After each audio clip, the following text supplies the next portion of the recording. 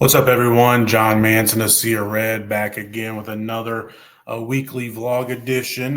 This week, got a special guest, the most recent, one of the newest inductees into the Liberty Athletics Hall of Fame, Mike Brown, former first wide receiver, then quarterback at Liberty back under Danny Rocco in the FCS days, and he then went on to play in the NFL, and now is a assistant coach, wide receivers coach at Notre Dame, one of several stops he's made in recent years. So I'll play that interview here in just a minute. If you checked last week's episode, hopefully you did.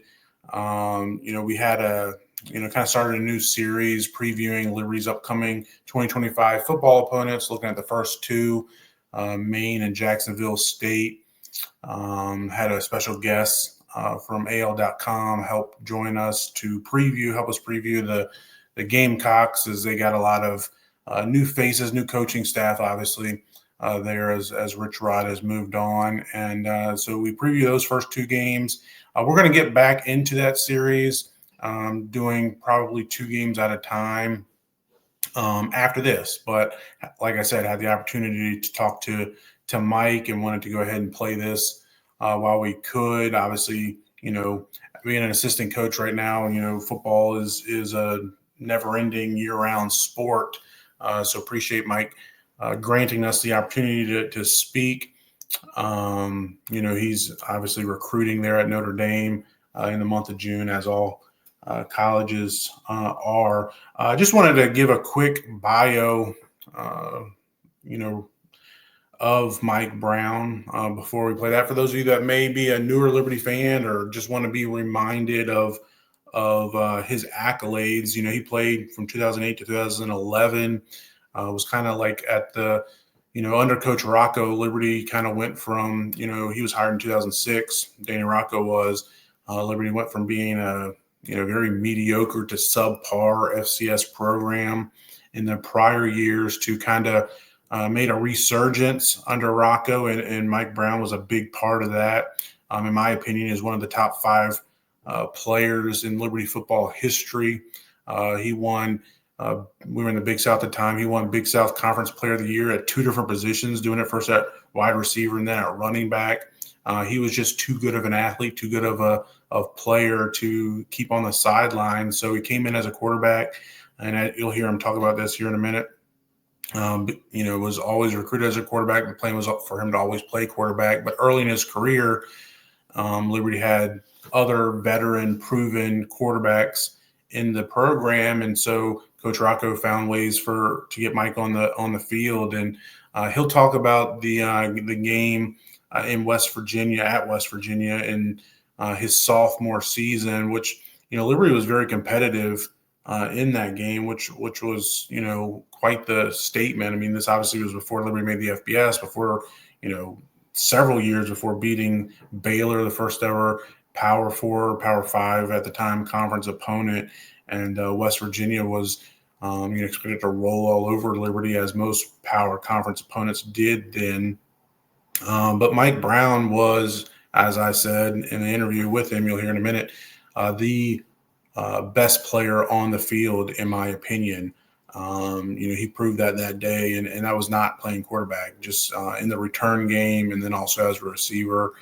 He pretty much single-handedly kept Liberty in the contest, and that was kind of his coming out party. And then from then on, Liberty just tried to get the ball into his hands anytime they could. Trying to see. He earned All-American honors at the FCS level, both receiver and quarterback. He's originally from Charlottesville. He had over 1,000 receiving yards his first 2 years.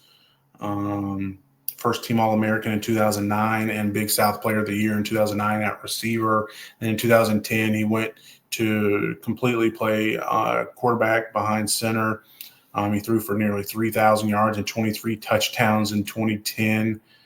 Repeating as a Big South Player of the Year. He set a program record as a junior, then program record with 3,800 total offensive yards. He was twice named to the Walter Payton Award watch list, which is kind of the Heisman Trophy for FCS players. Um, he led Liberty to three straight Big South Conference titles: 2008, 2009, 2010. He then went on to play with the Jaguars for 3 seasons, and he's then began his coaching career. He stopped at Liberty in 2018 under Turner Gill, and then originally stayed on under Hugh Freeze when Freeze was hired, but then Freeze made a change prior to that first season, and it actually worked out for Brown. He went to Cincinnati, was there for a few years in Wisconsin, and he was at Notre Dame. He's currently at Notre Dame. Spent the 2024 season with the Fighting Irish, where they made it all the way to the national championship game. You may remember that.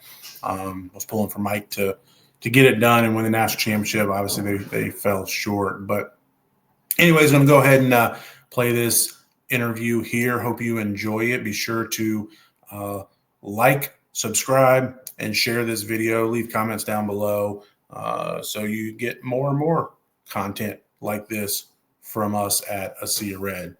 All right, enjoy this interview. Joined now by former Liberty offensive player, wide receiver, quarterback, and one of the newest inductees in the Liberty Hall of Fame, Mike Brown.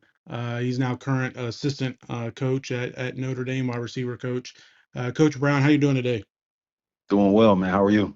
Doing very good. Appreciate you taking the time. I know college football nowadays never ends. It's a 12-month business, 24-hour a day, 7 days a week. And I know you're probably recruiting and everything right now. So thank you for taking the time. Just wanted to talk to you a little bit about your time at Liberty and getting inducted to the Hall of Fame, and maybe catch up with, how things are going with you at Notre Dame as you continue to build your coaching career.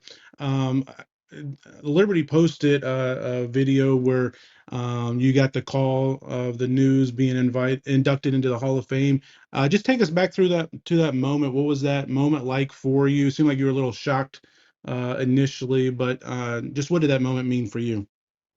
Meant the world, man. It was a really surreal moment for me. It was something that I always dreamed of, something that I, always wanted. It was a goal of mine just to be inducted to a Hall of Fame at, my college that I played at. And so, kind of getting that call, out of the blue where I didn't expect it. I was actually in the airport and I couldn't really hear. But it was awesome. It was an awesome moment, and I was extremely, extremely grateful to share that with my family, with my wife, my mom, my dad. So it was great, man. Awesome moment. That's cool. Was that your mom and dad that was giving you the news? That was, yes. Okay, cool. So take us back a little bit to your career at Liberty. You kind of came in as a utility player, doing returns and wide receiver, I guess anywhere Coach Rocco could get you on the field. What was that like? Had you played much non-quarterback in high school prior to your time at Liberty? No, so my freshman year, maybe a little bit. I messed around and played a little bit of running back and maybe a little bit of wide receiver, but I was always a quarterback through high school. And then it was really the same thing when I got to Liberty. I was always in the quarterback meeting room. I was always a quarterback. My freshman year, I redshirted. And then going into my second year, the quarterback that was there prior to me was going into his senior year, and so I was trying to do anything that I could to get on the field, and ended up venturing over into the receiver position a little bit, and so ended up playing a little bit that year, and then the following year. I had an off-season elbow surgery, and so Coach Rocco decided to bring in a transfer quarterback for a year just to give a little bit of stability, just to see how my surgery would recover. And we battled it out, and ultimately it came down to Coach Rocco putting his best 11 guys on the field. And so that was, my redshirt sophomore year where I played a lot of receiver and still had packages at quarterback, but and then obviously finished off my career my last 2 years all quarterback. But I was always in the quarterback meeting room. I was always listed as a quarterback. Always took reps as a quarterback. It was just when I was playing receiver with the first team, then I was playing quarterback with the second team. So but it was cool, man. It was a great experience for me, and wouldn't trade it for anything. And how much did your career at Liberty you know, whether it's playing on the field or just relationships you made while there, kind of help prepare you first for your career in the NFL and now in coaching? Yeah, well, it taught me a lot. It taught me a lot about adversity, where I came in thinking I was going to get an opportunity to play as a true freshman and then ended up redshirting. And then, going into my third year, my redshirt sophomore year, I thought that I was going to end up being the guy as the starter. And we brought in a transfer, and I went through a little bit of a elbow surgery, like I said. And so, it taught me a lot about adversity and the importance of my teammates and the people around me. And I was fortunate to have great coaches and great teammates, that kind of helped springboard my career and, kind of take me from being a boy into a man. And so that experience that I did get at receiver obviously helped me get an opportunity to play in the NFL. I had a really good game against West Virginia, and that was the film that Jacksonville used to decide to bring me in for a tryout, after my senior year. And so it was just a great reminder, to me that, God always, he works in mysterious ways and to trust his time and his path. And so, great reminder for me and, great experience, great preparation just through the people that I met, the people that I was surrounded with, obviously my family, so many things that aligned for those opportunities to happen. That's really cool. I hadn't heard the story about Jacksonville using some of that film from the West Virginia game. I remember that game, and I may be a little biased, but I think you were probably the most talented player on the field. Just what you're able to do in the return game, and as a receiver, not even playing as you said your natural position, kind of gave Liberty a chance in that game against I believe West Virginia was in the Big 12 at that time. But and now you've kind of made a career for yourself in coaching. You first, you were at Liberty there as a position coach when Coach Gill brought you back, and since been at Cincinnati, Wisconsin, and now Notre Dame. What are some things you've learned or maybe taken with you along the way throughout your coaching career so far? Yeah, I've learned a ton. I think the biggest lesson that I learned is to just kind of be, where your feet are and always remember the reason, that I got into coaching it is that, and that's to, affect these young men that I get to work with every day.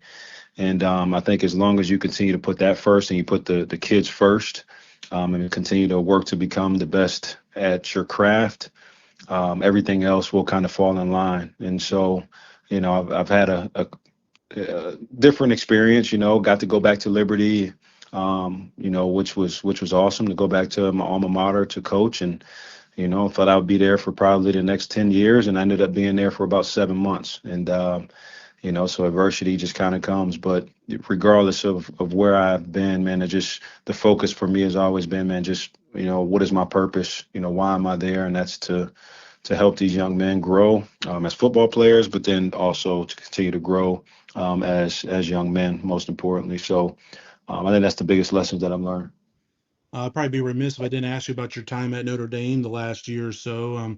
Obviously, getting to coach at one of the historic institutions and household name and all the history that comes with being at Notre Dame. And then, I mean, not just being at Notre Dame last year, but you guys made it all the way to the national championship game. I know lots of Liberty fans are kind of watching and kind of cheering for you and the Irish there. You guys obviously fell short to Ohio State in the national championship game. But how much fun or maybe even a dream come true has it been for you to be at Notre Dame, a school like that, and then the run you guys went on in the playoffs last year? Yeah, it was an unbelievable experience, unbelievable season. And, the place is the place, right? It's Notre Dame. And it's an honor to be here and to serve here and to work here. I'm very, very fortunate. I think I work for the best head coach in the country and Marcus Freeman. And, I couldn't ask for really a better situation than the situation that I'm in. And, he does such a great job just from the top all the way down to how he leads the program and sets the expectation and how much he cares about the young men that are in our program, which then drives the culture. And This is probably one of the most special cultures that I've ever been around. Of guys that want to play for their coaches and guys that want to play for each other, guys that lay it all on the line for each other, and it's a really really really special thing that we had last year, and so it made that experience that much sweeter, that much more fun, just to be around the guys and to watch them continue to grow, to watch them go through the ups and the downs that we had last season, and all the excitement that came with it. And it was an unbelievable run. Obviously, came up a little bit short. We talk about it around here, man. It's a little bit about just being delayed, not necessarily denied. And so I'm looking forward to just continuing to build on the things that have been started and continuing to move forward. Yeah, well, thanks again, Mike. Appreciate your time. I'll let you get back to it. I'm sure, like I said, you got recruiting going on this weekend and things, but best of luck to you. I know you probably won't be able to get down to Lynchburg for the Hall of Fame induction ceremony because right in the middle of football season, but I'm sure you'll get a chance to experience that at some point in time, maybe after the season's over. Yeah, man. I appreciate it. Thanks for having me, John. Yes, sir. Thank you, Mike. All right.